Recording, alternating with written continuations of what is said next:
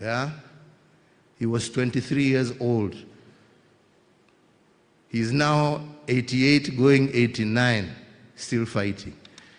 Some of you have not even touched 23, and you are lamenting. My friend, this is a call to action. Get up and start moving. This is your call to action. Now. Now is the time. Now. Not tomorrow, not the day after, not after you graduate. No. Now is the time. Now.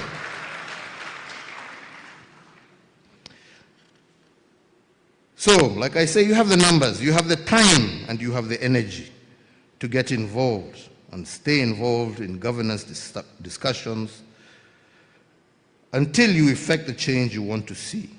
Furthermore, you are also the beneficiaries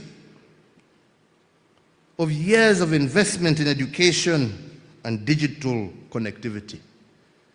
You have the knowledge. You are, in essence, the first children of that knowledge economy, the true digital natives of Africa. The democratization of access to information through the internet means that very few secrets are left. Very, very few. Very, very few secrets. The asymmetry of information in favor of government has always been a tool to manage the perception of populations. This is no longer the case. You know what we know. In many cases, you know it better because you have understood how to leverage the essential tools of today, such as artificial intelligence and the power of social media. Me, when I go and make a small statement somewhere, I think I'll be hidden myself in the middle of the bush. By the time I am getting home for lunch with my wife, she's asking me, what were you doing talking out there? How do you know where I was? It's already, you young people have already pressed these buttons and it's all over. He was there and he said this. So we are living in a very dangerous time. Be very careful, especially of those of you who have 2 girlfriends. Mujichunge sana.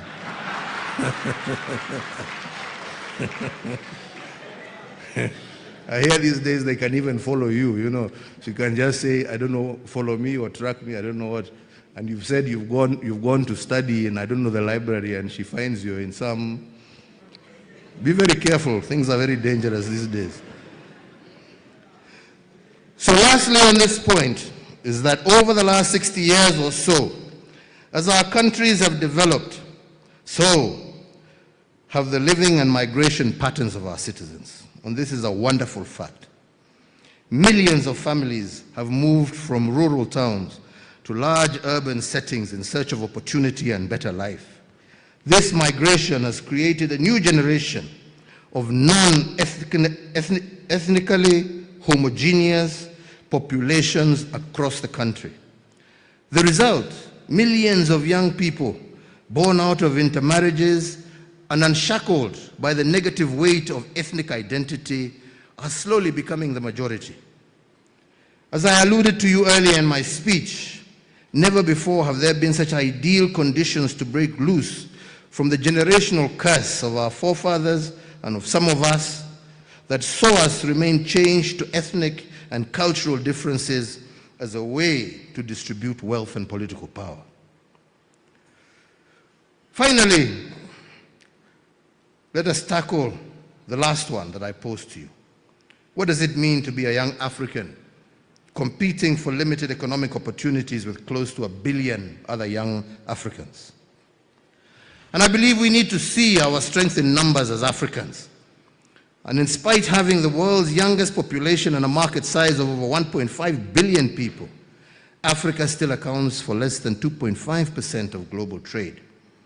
We have designed our trade corridors to favor extraction as opposed to intra-Africa trade, meaning that today it is easier for a Kenyan or a Ugandan to sell tomatoes and avocados to the European Union than it is to supply our brethren in West Africa.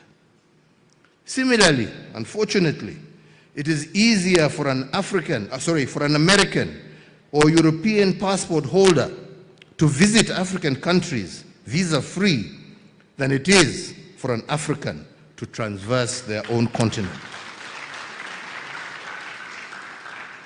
If we are to create economic opportunities for our youth,